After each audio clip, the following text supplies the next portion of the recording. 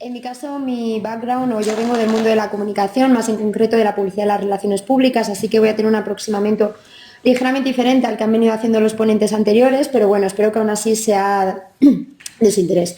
En mi caso, yo me voy a centrar en un tipo de paisaje postindustrial concreto, que son los distritos culturales y creativos, que son espacios postindustriales que han sido regenerados, renovados a través del arte, de la cultura y de las industrias culturales y creativas, y son espacios en los que la cohesión social, la igualdad y la inclusión son un motivo, ¿no?, para esa regeneración, y están en cierto modo en ellos porque es lo que es la búsqueda de esa regeneración, en cierto modo también pretende. Por poneros un ejemplo para que me entendáis y que sea un ejemplo un poco más cercano, en Madrid podríamos encontrar el Matadero. Lo que voy a hablar es un poco de cómo podemos comunicar o de cómo podemos crear una imagen de marca en torno a este tipo de paisajes postindustriales. Y en este sentido, crear esa imagen de marca, comunicarlos, es importante porque tiene consecuencias positivas tanto para el desarrollo de esos mismos espacios como de la urbe. De hecho, bueno, antes hablaba una ponente, ¿no?, que a veces esos espacios quedan un poco olvidados porque al final son de difícil acceso para la población en general y se circunscriben a unas pocas élites. Entonces, en ese sentido, comunicarlos pues va a ser importante también para favorecer en ellos pues la cohesión ciudadana, la inclusión y demás. Pero cuando hablamos de marca o de cómo podemos comunicar un espacio, muchas veces se cae en que una marca acaba siendo pues un logotipo, ¿no?, una identidad visual, unos colores y ya está, y se queda ahí. Sin embargo, tenemos que entender que las marcas son mucho más, son experiencias vividas y han de ser asimiladas por los 5 sentidos, no solo por la vista. En este sentido, para que me entendáis un poco mejor, una marca, más allá de un producto, es algo mucho menos tangible, es una obra de significado, una especie de mariposa en el estómago que hace que elijamos un producto, un servicio, una compañía, o en este caso, visitar un espacio frente a acudir a otro.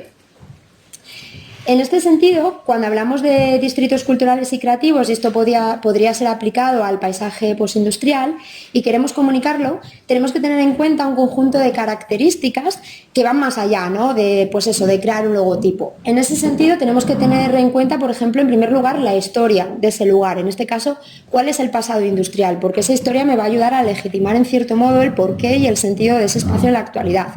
La localización. No es lo mismo que estemos hablando de un espacio que se encuentra en un núcleo urbano en el centro de la ciudad que se encuentre en un espacio más alejado, distante o en una zona rural. Eso es algo que tenemos que tener en cuenta.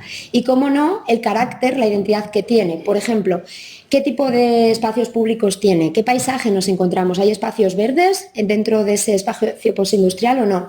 ¿Qué fronteras tiene? Es decir, ¿está bien delimitado o es un espacio que no sabemos bien dónde empieza y dónde acaba? ¿Cuáles son los edificios claves que aparecen en ese espacio?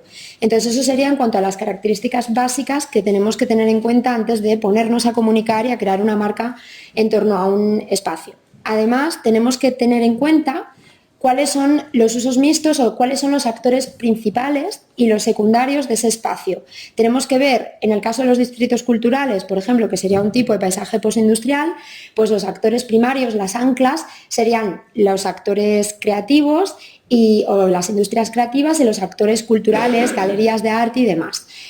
Claro, evidentemente, pivotando a esos actores primarios, pues va a haber una serie de actores secundarios que, si bien no van a ser imprescindibles para el desarrollo del espacio postindustrial, sí que van a ser clave para que esos actores primarios puedan desarrollar su actividad y la gente pueda acudir a ellos sin problemas, ¿no? Entonces, en este sentido, ¿qué actores secundarios tenemos? Pues, por ejemplo, cafeterías, restaurantes, espacios deportivos, espacios educativos, es decir, espacios que, digamos, pivotan, como decía, en torno a esos actores primarios.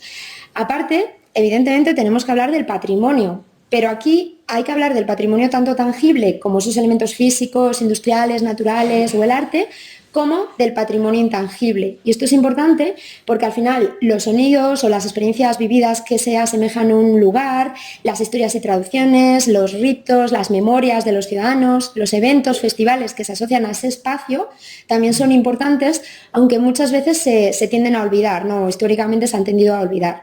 Y, cómo no, finalmente, a la hora de comunicar cualquier espacio, tenemos que tener muy en cuenta los públicos. Y en este sentido, claro, ¿a quién nos estamos dirigiendo, ¿no? ¿A quién estamos comunicando? No es lo mismo comunicar a una persona de 18 a 20 años que si esa persona tiene 50 años, ¿no? Esto parece muy evidente, pero hay que tener cuidado porque muchas veces cuando construimos una marca o intentamos comunicar un espacio, un paisaje postindustrial, se cae en que se comunica el espacio simplemente a los turistas. Y cuidados con esto porque, en teoría, cuando estamos construyendo una marca, la idea no es hacer una marca para que el lugar acabe siendo turístico y esté gentrificado, sino que es hacer una marca primero para los usuarios de ese espacio, es decir, la gente que ya hace uso de ese espacio, y segundo, para los locales, para los ciudadanos que pueden habitar y que pueden llenar de vida ese espacio, que muchas veces ni siquiera lo conocen. Y luego ya, como consecuencia de haber creado esa marca para ese público, para ese usuario actual y para ese público local, vendrá la aparición de una marca turística de referencia que la gente pues querrá visitar y demás. Además, tened en cuenta que, claro, cuando estamos comunicándonos a diferentes públicos, también tenemos que considerar, pues, por ejemplo, las instituciones educativas que pueda haber cercano, las instituciones de gobierno. Tenemos que considerar otros actores culturales o industriales, proveedores, inversores del área. Entonces, tenemos que ampliar el foco y ser conscientes que todos esos públicos pueden verse inmersos.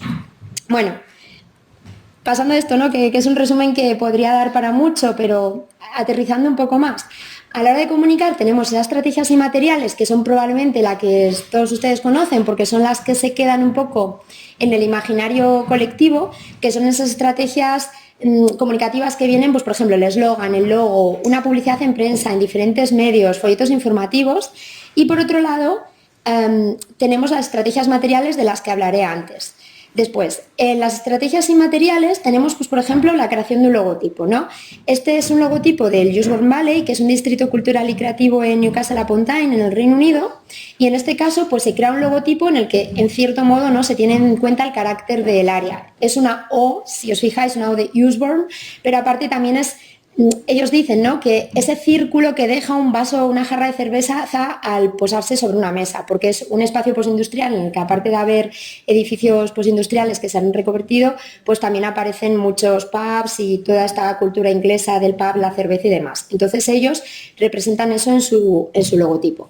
Claro, evidentemente, todas las industrias y todos los demás espacios postindustriales que están dentro de ese distrito, pues van a hacer en algún modo uso de esa estética, ¿no? O lo suyo, lo coherente es que no acaben creando, si tenemos 5 galerías de arte, cada galería de arte vaya por su cuenta, sino que cada galería de arte pues trabajen un poco de manera relacionada. Entonces, en este caso, la Usborne Farm lo que hace es crear un logotipo que también es redondo y que además, si os fijáis, esa tipografía tiene la misma textura que ese círculo del logotipo del espacio general, de tal manera que cuando las personas ven las dos marcas, saben que esos dos espacios van a formar parte de un conjunto.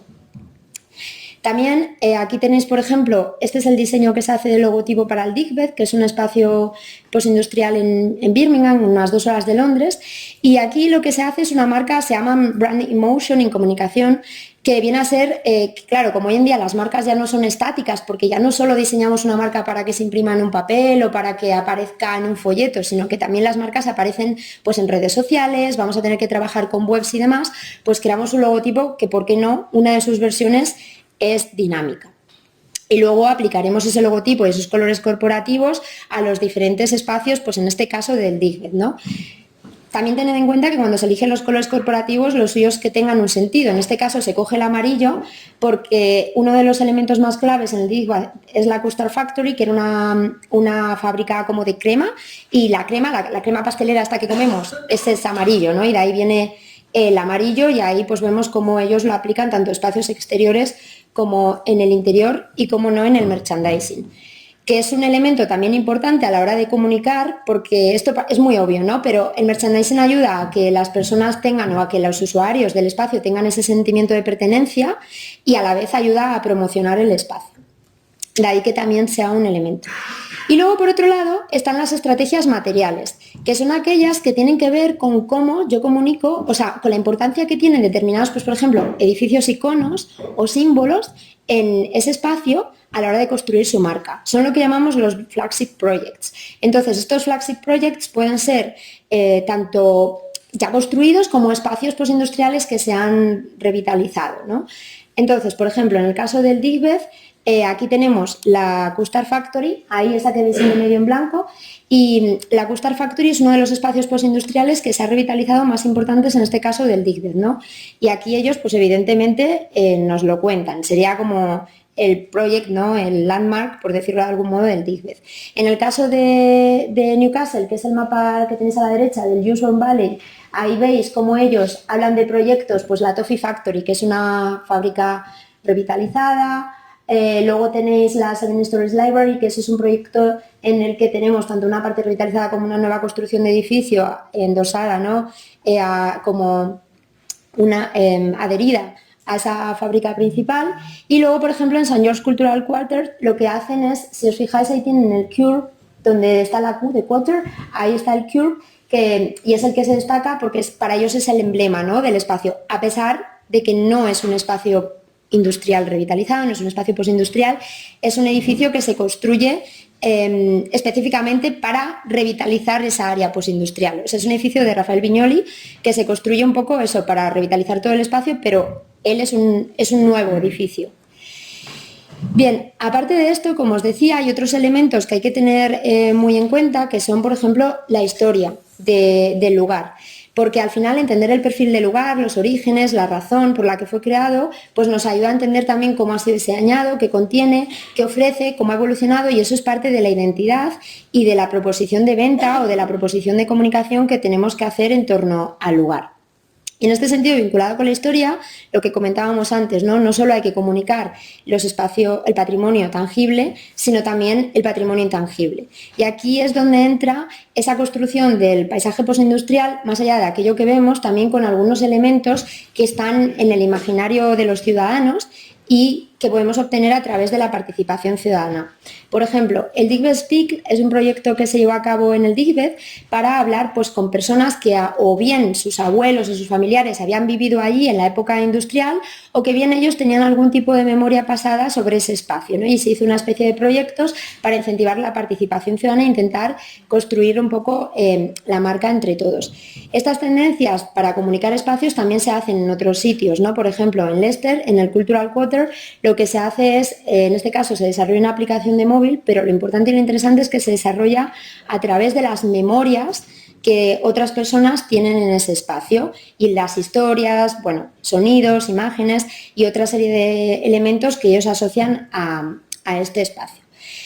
Ya terminando, cuando comunicamos un poco y vinculada a esta idea de la importancia de la participación ciudadana, más allá de hacer una estrategia centrada en un logotipo y centrada en los colores corporativos, que es un poco lo típico, en lo que se suele caer, tenemos que tener en cuenta que hay toda una parte material, una parte vinculada a cómo se comunican esos flagship projects, a cómo se comunican esos edificios, esa historia, las historias vividas y el patrimonio tangible e intangible, que debería de ser el centro, porque muchas veces es a través de ahí cómo conseguimos conectar con los usuarios.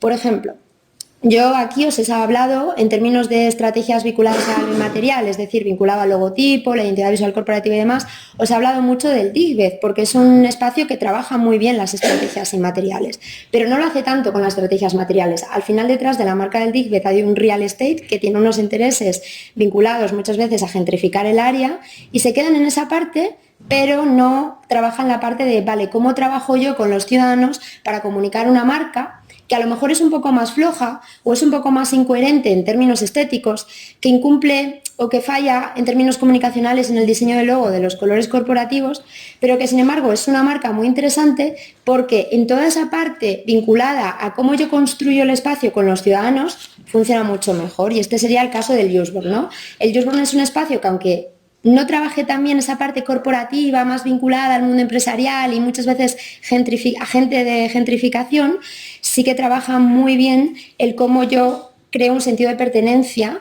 de los ciudadanos en este espacio. Y al final eso es lo que nos interesa, porque cuando comunicamos un espacio, más allá de que sea para venderlo bonito y que quede bonito, la idea final que tendríamos que tener detrás de él es, pues eso, revitalizarlo y, como no, pues eso, llenarlo de vida y que sean los ciudadanos los que hagan uso de él y lo conozcan. Bueno, pues muchas gracias, espero que haya sido de interés y aquí acabo.